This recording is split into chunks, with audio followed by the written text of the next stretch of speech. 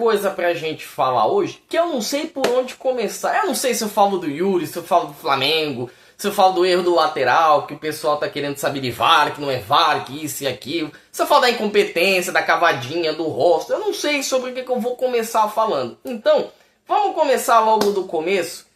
E no começo que eu digo, deixa o like no canal, curta, comente, compartilhe, ative o sininho das notificações e principalmente, meu irmão, você que não é inscrito, se inscreva no canal para dar aquela força pra gente chegar nos 300 inscritos, tá bom? Meu nome é Fernando, este é mais um Zona Mista e bora falar de Corinthians 1, Flamengo 2. Vitória com V maiúsculo do Flamengo, tá? O Flamengo sofreu pra caramba, o Flamengo passou e segurou o pão que o diabo amassou literalmente, e o Corinthians teve seus problemas de Corinthians. Antes da gente falar da vitória, do jogo e do andamento, de tudo que ocorreu, de tudo que aconteceu, eu vou deixar as estatísticas do confronto para vocês terem uma noção do que aconteceu. O Corinthians teve 52% contra 48% de posse de bola contra o Flamengo. O Corinthians teve mais chances claras de gol. 4 para o Corinthians e 0 para o Flamengo. Aqui eu discordo um pouco, porque eu vejo que o Flamengo teve, pelo menos não fosse os gols que o Flamengo fez, pelo menos uma chance claríssima de gol. Foi o chute do Saul, que quase aconteceu o gol. O Corinthians teve 16 chutes, 5 foram no gol. O Flamengo teve 13 chutes e 2 foram no gol. Os 2 foram gols. Por que eu estou trazendo os números antes de falar da partida? Justamente para vocês terem uma noção da tônica do que foi o jogo. O jogo trouxe o Corinthians fazendo uma ótima partida, uma senhora partida, só que faltou eficiência. Faltou eficiência, faltou qualidade no arremate, faltou você enfiar a faca e girar, como dizem no futebol, né? Faltou você matar o Flamengo. E contra o Flamengo, meu irmão, contra o Flamengo do Felipe Luiz, Flamengo do Arrascaeta, Flamengo do Pedro, Flamengo do Lino, Flamengo do Danilo, meu Deus, que timaço! Não dá pra você fazer um jogo bom e não matar o Flamengo. Tem que resolver. O Corinthians não conseguiu resolver, embora fez um jogo muito decente, muito bom contra o Flamengo. O Flamengo conseguiu resolver a situação no segundo tempo. O primeiro tempo, quando eu fui assistir o jogo, eu imaginava que o Flamengo ganharia mesmo com os reservas. Só que eu não imaginava que o Corinthians ia dar esse aperto no Flamengo, que o Corinthians ia chegar com tanta volúpia, com tanta força pra cima do Flamengo. Até porque 2 das 3 reservas técnicas do Corinthians, que são o Garro e o Memphis, não estavam jogando. O Corinthians tinha o Yuri, voltando de lesão. O Corinthians tinha Guinegão. O Corinthians tinha o Breno Bidon, que fez uma partidaça até os 40 do primeiro tempo. 45, ele foi muito bem. O Corinthians tinha a ausência do André Ramalho, que foi trocado pelo João Pedro Tchoca. E aí vai, tá? Um ponto de vista meu. Cara, é inacreditável como o menino João Pedro Tchoca só entra quando a onça bebe água. Ele só é escalado, ele só é colocado quando o bicho tá pegando. E literalmente o bicho pegando. E ainda assim ele consegue ir bem nos jogos. Acho que a única partida que o João Pedro Tchoca vai mal esse ano pelo Corinthians é a partida contra o Barcelona de Guayaquil no Equador. Que realmente ali o lateral esquerdo do Barcelona, não me recordo o nome, faz um salseiro pra cima dele. Mas as outras partidas que o Tchoca jogou, ele jogou e jogou bem. Então, na minha visão, o garoto merece uma chance, o garoto merece bem. Sentiu, não foi muito bem, tanto que quando o Kaká entrou no lugar dele, meio que o negócio desandou ali no campo. O Corinthians foi bem, estava chutando, estava chegando, estava procurando. Eu acho que o Flamengo, que rodou o time, rodou o elenco, por métrica do Felipe Luiz, porque já vinha de um jogo muito complicado, muito pesado contra o Estudiantes, lá em La Plata, que o Flamengo também sofreu muito, mas passou com a faca no pescoço literalmente. O Flamengo sentiu, e eu acho que sentiu um pouco para se encontrar no começo do jogo, tanto que o primeiro tempo é inteiro do Corinthians. Um placar justo no primeiro tempo deveria ser no mínimo uns 2-0, no mínimo. O Corinthians tem o lance do Yuri Alberto e o Corinthians tem o pênalti. E já que estamos falando de Yuri Alberto, bota o homem aqui do lado e vamos falar dele. Rapaz, que trabalho, hein? É o famoso quem não faz toma. O Yuri Alberto, ele é um garoto que tem muita qualidade, ele ainda é novo, tá? Ele tem menos de 24 anos, então ele é um cara que ainda vai dar muita alegria pro corintiano, mas vai dar muita raiva também. E isso é normal, porque ele ainda tá pegando o jeito de algumas decisões que devem ser tomadas. Ele não vai acertar todas as decisões. Mas vamos falar do pênalti. Teve um lance que o Hugo meio que bateu roupa, a bola sobrou. O Léo Pereira faz o pênalti em cima do Bidon.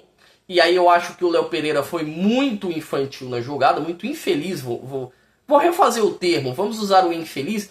Porque o Bidon, ele estava ganhando na velocidade do Léo Pereira, mas ele estava indo sentido a lateral. Ele não ia sentido o gol ou a direção do Rossi. E o Léo Pereira foi muito afoito.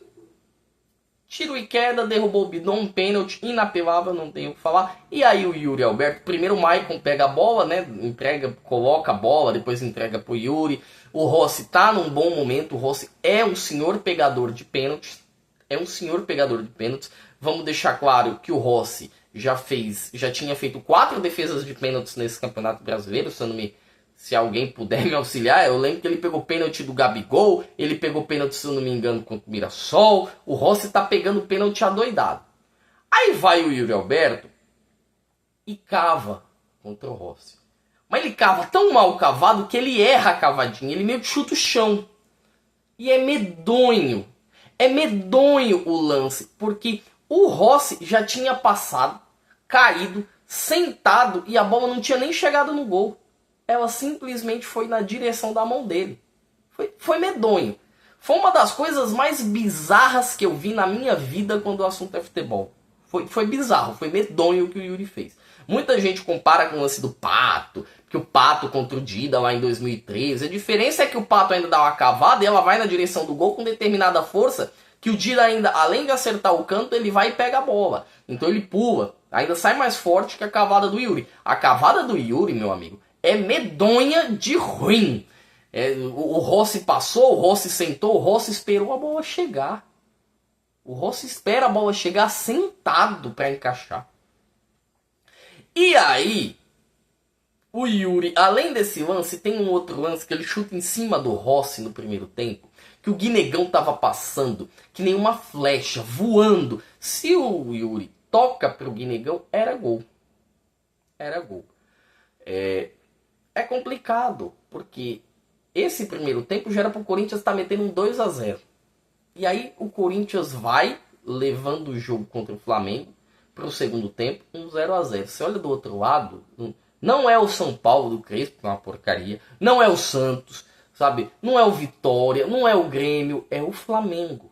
Se você tem uma chance contra o Flamengo, você tem que matar. Porque o Flamengo é um time muito forte, é um time que literalmente quando eles dão bote é mortal. Então é difícil você, por mais que jogue sim em casa contra o Flamengo acaba por se tornar favorito.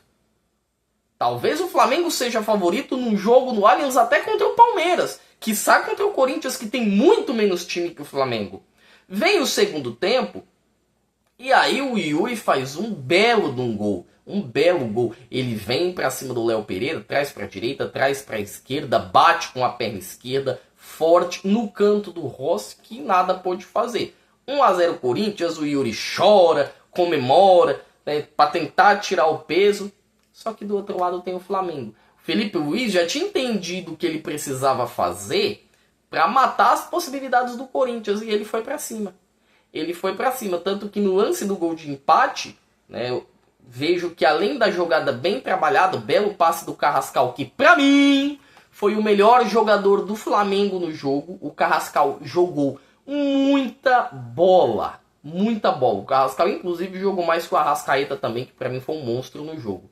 O Carrascal entrega a bola para o Arrascaeta, que sozinho, no meio da marcação de 2 jogadores do Corinthians, encontra a tacada de sinuca, o coitado do Hugo só olha. O Arrascaeta, além de ter um momento de genialidade, é um craque de bola quando a gente está falando em nível Brasil, tá resolvendo tudo quanto é jogo, tá na temporada mais artilheira da carreira dele, os melhores números da carreira dele. O Arrascaeta simplesmente foi um monstro. Não obstante tudo isso, né, tem o lance do segundo gol do Flamengo, né, o finalzinho do jogo, aos 43 minutos do segundo tempo, tem uma bola dividida, a lateral, que deveria ser para o Corinthians, ótimo, acho que não precisamos entrar em detalhes. Não creio que o Corinthians foi roubado, passaram a mão pro Corinthians, porque acontece, tá? Tem vários jogos, vários lances de escanteio e de laterais que são trocados. Isso está dentro da normalidade que é o futebol. A posse de bola deveria ser para o Corinthians, acabou sendo para o Flamengo, que cobra rápido, a bola chega no pé do Carrascal de novo, que dá o passe para o Luiz Araújo, que chega só chapando no Hugo. O Luiz Araújo tinha entrado há pouquíssimo tempo. E ele mata o Hugo, faz o gol do 2-1. E aí é bem complicado, porque o Corinthians teve a chance no pênalti do Yuri. Não vejo que seja um pouco de, vamos dizer assim, alto astral do Yuri, né? Que ele tava com a confiança lá em cima, porque o momento do Corinthians era bom, porque o Corinthians jogava bem, porque o pênalti aconteceu aos 14 minutos. Então, dentro dos primeiros 15 minutos, independente de ser o Flamengo que estava jogando na casa do Corinthians e o Corinthians que não vinha bem, é normal o time da casa, né, aferir aquela primeira pressão, aquela pressão dos primeiros 15 minutos. E nesses 15 minutos, o Corinthians conseguiu o pênalti e o Yuri foi muito mal. O Yuri nem costuma bater os penais desse jeito. O Yuri foi muito mal contra o Rossi. E essa vitória, esse empate, ele acaba recaindo sobre o Yuri. Porque se o Corinthians faz 1-0 com 15 minutos, talvez tivesse virado o primeiro tempo com 2-0, talvez não tivesse com esses problemas, e aí o Flamengo tivesse que correr atrás, e ao invés de buscar a vitória no segundo tempo, né, sair na frente e tudo, o Flamengo teve que só virar por cerca de 1 gol e não de 2, caso o pênalti do Yuri tivesse entrado. Vamos deixar umas coisas bem especificadas ao longo do vídeo. Primeiro, o Corinthians, ele não ganha um jogo dentro da sua casa desde abril, se eu não me engano, desde o dia 18/5, que foi quando o Corinthians enfrentou o Santos e ganhou de 1-0. O treinador do Santos, inclusive, era o Kleber Xavier. Nesse meio tempo, o Corinthians ganha do Santos, o Corinthians pega o Vitória, empata com o Vitória. Pega o Bragantino, se eu não me engano, perde pro Bragantino. O Corinthians pega o Fortaleza, empata com o Fortaleza. O Corinthians pega o Cruzeiro, empata com o Cruzeiro. E aí, se eu não me engano, agora o Corinthians, né, enfrenta fugiu até o nome aqui. O Corinthians enfrenta o Flamengo e perde para o Flamengo. E perde para o Flamengo por conta de algumas peculiaridades, algumas tomadas de decisão. O Yuri, por mais que ele seja um bom jogador, eu considero o Yuri muito bom jogador, tem um bom futuro, é um garoto de muita qualidade, mas ele não pode cavar. Não pode cavar. Ai, que tentou. Esse é o tipo de pênalti que se você acerta, você é gênio. Se você erra, você é um bagre. Você erra, você é um perdão da palavra. Você erra, você é um merda. Se você acerta, você é o Cruyff, você é o Messi, você é o Beckenbauer, você é o cara fora da caixinha. Não vale a pena. Porque do outro lado você tem o Rossi, que é um goleiro que tem... Ele é um goleiro que pega pênalti adoidado. Ele já chegou à marca de 7 pênaltis defendidos em Libertadores, 6 pênaltis defendidos em Libertadores pelo Flamengo. Ele tem mais de 5 penalidades cobradas contra ele. Desde que ele chegou, foram cobrados 20 pênaltis contra o Rossi. O Rossi foi atrás de 7 defesas, isso falando somente em competições nacionais. Não estou falando em Libertadores, Sul-Americana, Mundial, tá? Essas competições internacionais. Então, já é um cara que é difícil tomar gol de pênalti. E aí você vai tentar cavar? Difícil. E já não é uma grande rodada para o Corinthians, porque o Atlético Mineiro ganhou e já se aproximou. O Fluminense ganhou e já passou o Corinthians. Aí você tem o Vasco, que ganhou e já passou o Corinthians. Já não é uma rodada muito boa. O Ceará, que vai enfrentar o São Paulo agora no Morumbi, se conseguir ganhar, passa o Corinthians também, e o Corinthians fica até fora da zona da Sul-Americana. Então, além de tudo isso, tem a impressão que este elenco do Corinthians me passa, que é uma impressão que chega até a ser um pouco perigosa. Parece que o time do Corinthians escolhe contra quem ele quer jogar. Parece que, olha, jogo grande a gente vai jogar. Daqui a pouco tem o Cruzeiro pela Copa do Brasil. Eu não tenho dúvidas que o Corinthians vai fazer o Cruzeiro roer o osso. Porque parece que esse elenco só joga jogo grande. É Flamengo, é Cruzeiro, é Palmeiras, é São Paulo, é Botafogo. Esse tipo de jogo que eles gostam de jogar. O Corinthians foi enfrentar o Fluminense na casa do Fluminense, ganhou com gol sem querer. O Corinthians enfrentou o Fortaleza aqui, o Corinthians não conseguiu ganhar do Fortaleza, foi mal demais.